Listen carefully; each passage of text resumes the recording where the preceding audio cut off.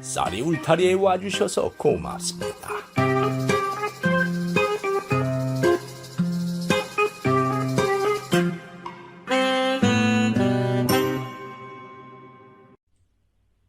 안녕하십니까? 이번 이야기는 남편과 시동생을 죄수로 만든 며느리에 대한 이야기입니다. 집안의 큰 며느리라면은 형제를 사이좋게 해야 할 터인데 오히려 두 형제를 죄수로 만들었다니 이게 도대체 무슨 일일까요? 그 사연 이야기 시작하겠습니다. 옛날 어느 고을에 농부 형제가 살고 있었습니다. 형은 장가를 갔고 아우는 총각이었습니다. 형제의 부친은 3대 독자였다가 두 아들을 낳았지요. 그러나 그만 부모님이 일찍 돌아가시고 형제는 물려받은 재산이 없어서 어렵게 살았습니다. 그렇게 가난하게 살았지만은 형제는 우애가 참 깊었습니다. 오늘 두 형제는 산에서 땔감나무를 했는데 서로 자기가 지게에 지고 가겠다고 하는군요. 아우야, 그 지게 이리 줘라. 내가 지고 갈게. 형님, 아닙니다. 제가 지고 갈게요.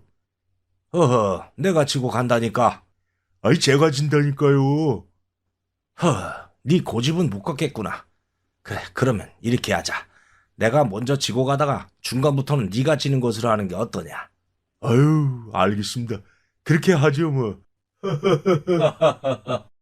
오늘도 형제는 그렇게 서로 배려하고 아껴주었습니다.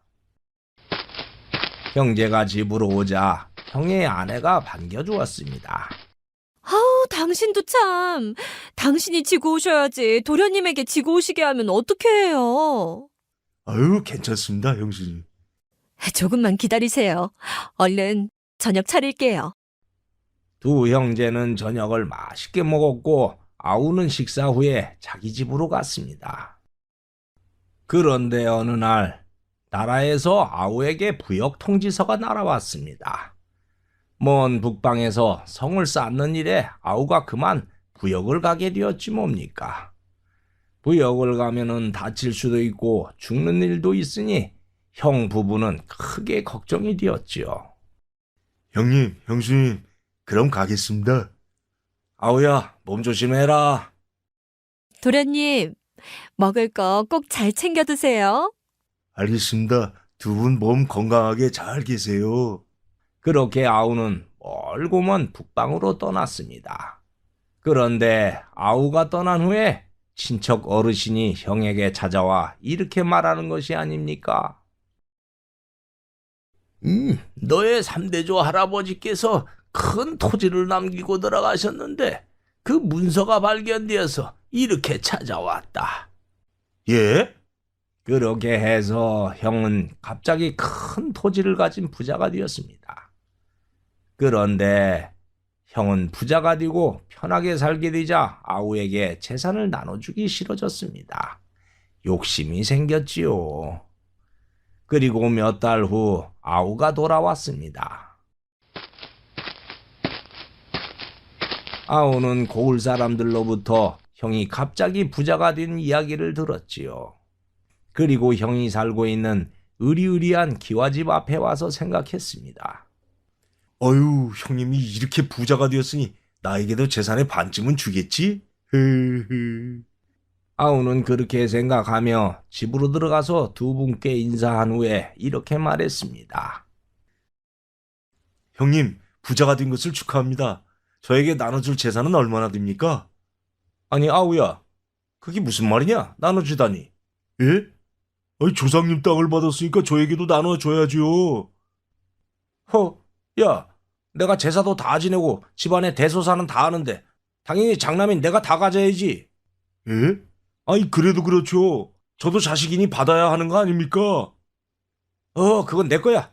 쓸데없는 말 하지 말고 가라. 더 이상 말하기 싫다. 에이, 형님, 이럴 수가 있어요. 정말 너무하네요. 두 형제가 재산으로 싸우는 것을 본 형수는 멀리서 보며 걱정이 태산 같았습니다. 아유, 저희를 어쩌지? 아우는 자기 집에 와서 다시는 형을 안 부리라 다짐했습니다. 쟤그 자기만 아들이야? 나도 자식이라고. 10길 물속은 알아도 한 길 사람 속은 모른다더니. 에이, 다신 그 집에 발붙이나 봐라. 이제 형제 관계는 끝이야. 에이씨. 아우는 아우대로 형에게 서운해서 제삿날이고 뭐고 일체 발길을 끊고 말았고 두 형제는 남처럼 되어버렸습니다. 그리고 몇 달 후에 아우도 어려운 살림이긴 했지만은 장가를 들었습니다. 형수는 아우 부부가 힘들게 사는 모습을 보며 안쓰러워서 형 몰래 쌀과 먹거리를 갖다 주곤 했지요. 아휴, 동생, 이거 쌀 한 말 갖고 왔네. 아유, 형님, 고마워요. 형수님, 고맙긴 하지만요. 제 마음은 어쩔 수 없습니다. 다시는 형님 보지 않을 거예요. 그래도 형수는 두 형제를 어떻게 화해시킬까 하고 고민을 했습니다. 그렇지만 좋은 생각이 떠오르지 않았지요. 그러던 어느 날 관아에서 관직으로 있던 직장나리가 형의 집으로 왔습니다. 형은 그때 출타 중이라서 형수가 맞이했지요. 아유, 직장나리, 저희 집에 웬일이세요? 새로 부임하신 사또께서 고을의 토지를 정리하고 있었는데 이 집 주인의 땅이 나라 땅과 겹쳐져 있는 게 확인되어서 왔습니다. 예? 나라 땅이요? 그러면 저희가 벌을 받게 되는 건가요? 아닙니다. 나라 땅에서 농사를 지어도 세금만 내면 된다고 사또께서 그러셨습니다. 바깥 어른께 그렇게 전하세요. 그래요. 직장에게 그 말을 들은 형수는 형제를 화해시킬 좋은 아이디어가 떠올랐습니다. 그래서 직장에게 이렇게 말했습니다. 직장나리, 잠깐만 저희 얘기를 좀 들어보실래요? 형수는 직장에게 두 형제가 나쁜 사이가 된 일들을 말했습니다. 그렇게 사이가 좋았던 형제가 돈에 욕심이 생겨서 나빠졌다니 정말 안타까운 일이네요. 그래서 제가 두 분을 화해시킬 좋은 묘안을 생각했어요. 형수는 그러면서 직장에게 아이디어를 말했습니다. 그러니까 나라 땅에서 농사를 지었으니 큰 벌을 내릴 거라고 하세요. 그렇게 겁을 준 다음에 화해시키라는 거지요? 그거 아주 좋은 생각이네요. 알겠소. 내 아주머니 작전대로 하리다. 아유, 직장나리 고맙습니다. 형제를 화해시키는 일도 꼴 백성을 보살피는 공무원이 할 일이지요. 그렇게 해서 직장나리는 형수의 작전대로 실행하기로 했지요. 다음 날 직장나리가 형의 집으로 왔습니다. 아니, 직장나리, 저희 집에 웬일이십니까요? 다른 게 아니라 이번에 사또께서 새로 부임을 왔지 않은가? 그랬죠. 사또께서 우리 고을에 있는 토지 대장을 전부 검토하다가 나라 땅에서 불법으로 농사를 짓고 있는 것을 몇 개 발견했다네. 헌데 자네 땅도 그 중에 있는 것 같아. 예? 저희 땅이요? 나라 땅에서 농사를 지어 먹었으니 그건 조정을 능멸한 큰 죄가 되네. 사또께서 더 조사해서 확실하게 드러나면 그자들의 모든 재산을 몰수하고 조정을 능멸한 죄로 포도청으로 압송한다더구만. 예? 이틀 후에 사또께서 최종 결정을 내린다고 하니 그때까지 기다려보게.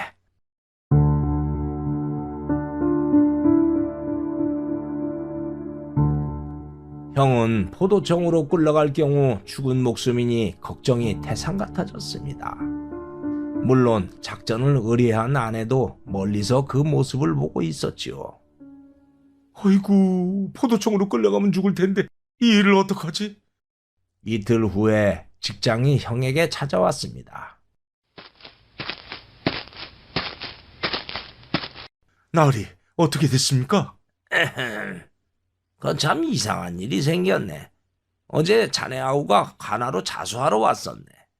예? 아우가 자수를 했다니요? 아우는 사또에게 이렇게 말을 하더구만. 사또, 그 나라 땅에서 농사를 지어 먹은 것은 소인이옵니다. 그러니 그 땅의 실제 주인은 소인이라고 할 수 있었죠.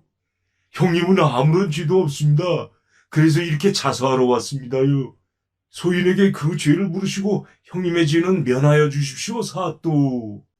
그렇게 말했다네. 예? 옆에 있던 아내도 은근히 아우의 착한 마음을 부추겼습니다. 어머나, 서방님이 그러셨단 말이에요?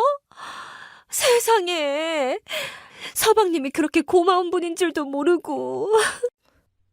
아우가 그렇게 정하자 사또께서는 자수를 한 정상을 잠작하고 형님을 살리려는 그 착한 마음에 감동했다네.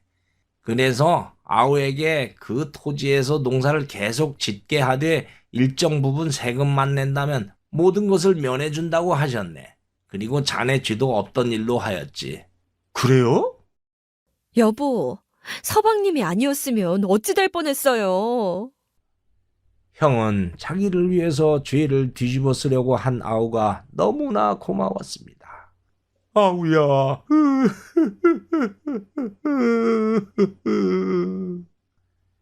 형은 아우에게 인색했던 것에 대해서 끝없는 후회가 밀려왔습니다. 그래서 토지의 절반을 아우의 소유로 하는 문서에 인장을 찍어 직장에게 주었습니다. 직장날이 이 문서를 아우에게 전해주십시오. 에이, 이게 뭔가? 제가 아버님께 물려받은 재산을 아우에게 주지 않고 인색했습니다. 헌데 아우가 그렇게 했다는 말을 들으니 미안해서 가슴을 치고 싶습니다.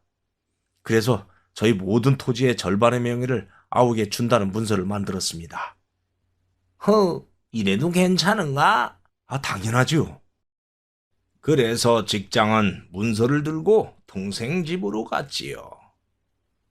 직장은 아우 부부의 집으로 가서 토지를 줬습니다. 물론 담장 밖에서 형수도 몰래 그 광경을 봤지요. 나으리 이게 뭐죠? 자네 형이 갖고 있는 토지의 절반을 자네 명의로 한 문서네. 형이 자네에게 주라고 해서 갖고 왔네. 에? 시아주버님이 그러셨어요? 세상에, 이렇게 고마울 수가. 아니 인색했던 형님인데 갑자기 왜 이렇게 하는지 모르겠네요. 형이 죽게 돼서 마지막으로 자네에게 인심을 쓰는 것 같아. 에? 형님이 죽게 되다니요? 그래서 직장은 형에게 있던 모든 혐의를 말해 주었습니다. 나라 땅에서 농사 지은 것은 아주 중벌이기 때문에 형은 분명히 포도청으로 끌려갈 걸세. 그렇게 되니까 형이 죽게 돼서 그랬는지 자네에게 인색하게 했던 것을 후회하면서 이 문서를 전해달라고 했네. 아우는 그 말을 듣고 그 고마움에 눈물이 솟아나왔지요. 형이 그렇게 하는데 감동받지 않을 아우가 어디 있겠습니까? 형님. 아우는 형의 사랑을 느끼자 직장나리에게 이렇게 말했습니다.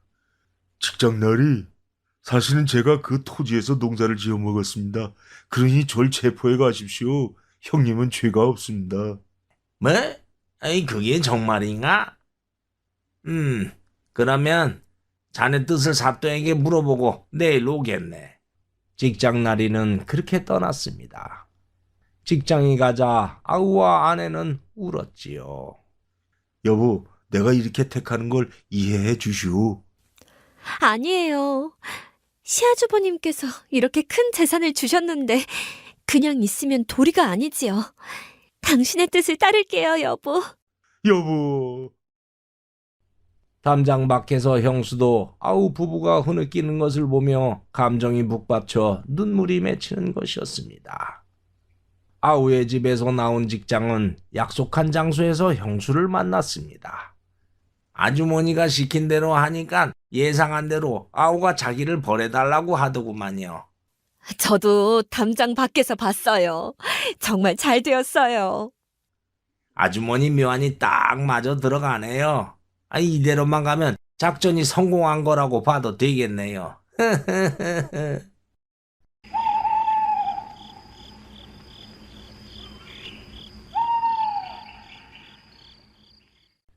다음 날 직장이 아우에게 오더니 이렇게 말하는 것이었습니다. 사또에게 자네가 자수하겠다는 뜻을 전했지. 그랬더니 사또께서 그 토지에 대해서 더 알아봤다면서 이렇게 말하더구만. 그 토지는 자네의 3대조 할아버지께서 임진왜란 때 의병으로 큰 공을 세워서 조정으로부터 하사받은 땅이었다고 하더구만. 그러니 비록 일부가 나라 땅에 걸쳐 있기는 하지만 귀감이 되는 땅이니까 그 땅에서 농사를 지어도 좋다고 하셨네. 그리고 자네 형의 죄도 없던 것으로 하겠다고 했네. 에, 그래요? 정말 다행입니다. 아우 부부는 직장의 말에 안도의 숨을 쉬었습니다. 여보, 정말 잘 되었네요. 그리고 직장이 떠나자 아우 부부는 형에게 받은 토지 문서를 어떻게 할까 하고 생각했습니다.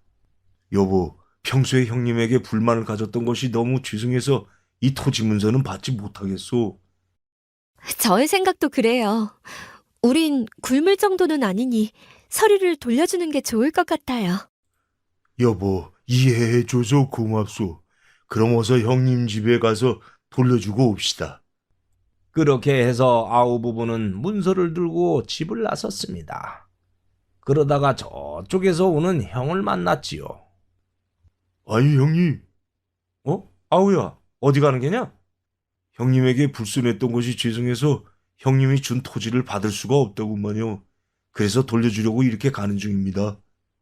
아니다. 나는 네가 날 살리려고 죽음을 감수하고 자수했다는 얘기를 듣고 너에게 인색하게 굴었던 게 미안해서 지금 사과하러 가는 중이다. 그 재산은 네 거야. 아닙니다. 문서를 받으세요. 어허, 받으라니까. 형님, 절 용서해 주세요. 아니다. 내가 잘못했다. 날 용서해라. 형님. 아우야. 그렇게 두 형제는 서로 미안하다며 화해를 했지요. 그런데 형님, 그런데 저는 직장 나를게 자수하겠다고 했지 관하로 가서 자수한 적은 없는데요. 에? 직장 나리는 네가 사또에게 자수했다고 하던데? 예? 이상하네요. 두 형제는 직장의 말이 다른 것이 좀 이상했습니다. 그런데 형제의 뒤에서 직장과 형수가 등장하는 것이 아닙니까? 이보게들. 직장 나리? 이 모든 것은 자네 아내가 생각한 것이었네. 예? 저희 아내가요? 그게 무슨 말씀이신지요? 형수님이 생각한 거라고요?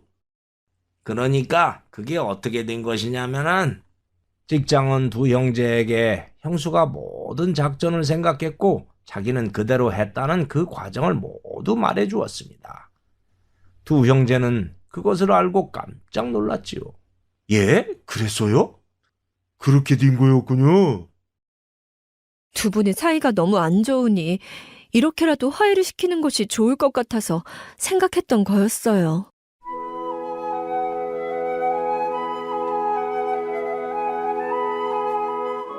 형님, 고맙습니다.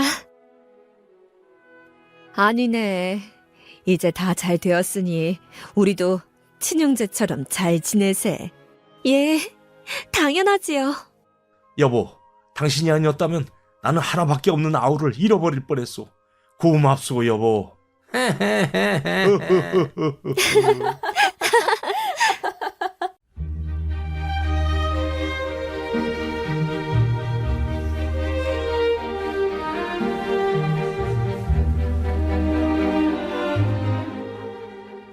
그렇게 해서 두 형제는 서로 사이좋게 재산을 나눠서 오래오래 행복하게 살았다고 합니다. 이번 이야기 여기에서 마치겠습니다. 감사합니다.